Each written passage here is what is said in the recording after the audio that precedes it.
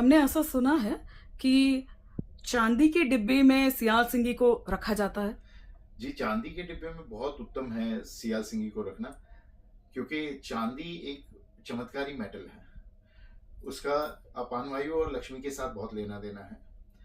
अपान वायु सारी चीजें शरीर के बाहर फेंकता है, और जो व्यक्ति शरीर की तरह पुरानी चीजें दे देने को रेडी है या अपनी चीजें दे देने को रेडी है, माँ लक्ष्मी उसको 1000 गुना देती है।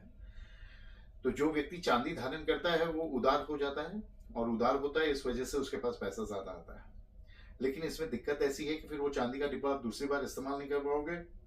उसके दो कारण हैं, एक तो बदबू उसमें आ जाएगी, और दूसरा जो आप ओरिजिनल सिंदूर उसमें डालते हैं, रेड लेड, उससे उसका तल धीरे धीरे गल जाता है।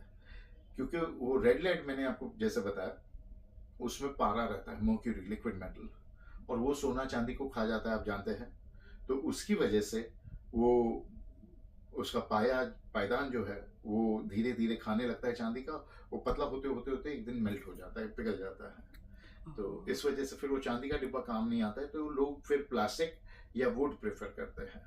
बट इस प्लास्टिक प्लास्टिक बोलते कि आप यूज नहीं करो। हाँ, नहीं करना चाहिए कायदे से, तो प्लास्टिक को आपको यूज करना ही नहीं चाहिए, स्पिरिचुअल चीज़ों में खास नहीं करना चाहिए। लेकिन उसके बदले में आप कॉपर या वुड का इस्तेमाल भी कर सकते हैं। जी, जी।